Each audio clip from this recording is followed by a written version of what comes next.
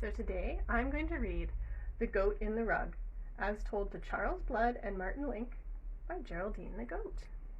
Now, this is Geraldine's true story that she told over 40 years ago when my mother-in-law brought this story back from the people she was visiting who were teaching her how to weave this way.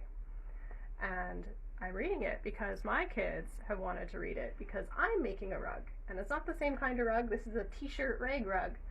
But they like to hear about it, and they especially like it because their grandma Elaine brought them this book because she used to read it to their dad.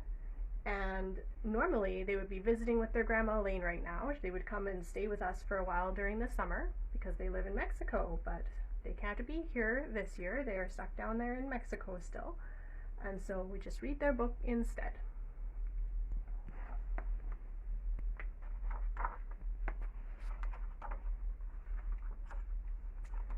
My name is Geraldine, and I live near a place called Window Rock with my Navajo friend Glen May. It's called Window Rock because it has a big round hole in it that looks like a window open to the sky. You can see it back there. Glen May is called Glen May most of the time because it's easier to say than her Indian name, Glenaspa. In English, that means something like female warrior, but she's really a Navajo weaver. I guess that's why one day she decided to weave me into a rug. I remember it was a warm, sunny afternoon. Glen May had spent most of the morning sharpening a large pair of scissors. I had no idea what she was going to use them for, but it didn't take me long to find out. Before I knew what was happening, I was on the ground and Glen May was clipping off my wool in great long strands. It's called mohair, really. It didn't hurt at all, but I admit I kicked up my heels some. I'm very ticklish for a goat. I might have looked a little naked and silly afterwards, but my, did I feel nice and cool. So I decided to stick around and see what would happen next. The first thing Glen May did was chop up roots from a yucca plant. The roots made a soapy, rich lather when she mixed them with water. She washed my wool in the suds until it was clean and white. After that, a little bit of me, you might say, was hung up in the sun to dry. When my wool was dry, Glen May took out 2 large square combs with many teeth. By combing my wool between these carding combs, as they're called, she removed any bits of twigs or burrs and straightened out the fibers. She told me it helped make a smoother yarn for spinning. Then, Glen May carefully started to spin my wool, one small bundle at a time, into yarn. When I was beginning to find out, it takes a long while to make a Navajo rug. Again and again, Glen May twisted and pulled the wool. Then she spun it around a long, thin stick she called a spindle. As she twisted and pulled and spun, the finer, stronger, and smoother the yarn became. A few days later, Glen May and I went for a walk. She said we were going to find some special plants she would use to make dye. Her list says that those plants are rabbit brush, wild onion, cliff rose, sumac, juniper, walnuts, and dock. I didn't know what dye meant, but it sounded like a picnic to me. I do love to eat plants. That's what got me into trouble. While Glen May was out looking for more plants, I ate every one she'd already collected in her bucket. Delicious. The next day, Glen May made me stay home while she walked miles to a store.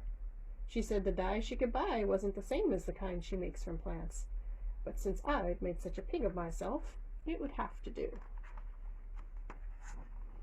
I was really worried that she would still be angry with me when she got back. She wasn't, though, and pretty soon she had 3 big potfuls of dye boiling over a fire. Then I saw what Glen May had meant by dyeing. She dipped my white wool into one pot, and it turned pink. She dipped it in again. It turned a darker pink. By the time she'd finished dipping it in and out and hung it up to dry, it was a beautiful deep red. After that, she dyed some of my wool brown and some of it black. I couldn't help wondering if those plants I'd eaten would turn all of me the same colors. While I was worrying about that, Glen May started to make our rug. She took a ball of yarn and wrapped it around and around 2 poles. I lost count when she'd reached 300 wraps. I guess I was too busy thinking about what it would be like to be the only red, white, black, and brown goat at Window Rock. It wasn't long before Glen May had finished wrapping. Then she hung the poles with the yarn on a big wooden frame. It looked like a picture frame made of logs. She called it a loom. After a whole week of getting ready to weave, Glen May started. She began weaving at the bottom of the loom. Then, one strand of yarn at a time, our rug started growing toward the top. A few strands of black, a few of brown, a few of red, in and out, back and forth, until, in a few days, the pattern of our rug was clear to see. Our rug grew very slowly, just as every Navajo weaver before her had done for hundreds and hundreds of years. Glen May formed a design that would never be duplicated. Then at last, the weaving was finished, but not until I had checked it quite thoroughly in front and in back did I let Glen May take our rug off the loom. There was a lot of me in that rug. I wanted it to be perfect, and it was. Since then, my wool has grown almost long enough for Glen May and me to make another rug. I hope we do very soon, because, you see, there aren't too many weavers like Glen May left among the Navajo. And there's only one goat like me, Geraldine. Close up, Geraldine.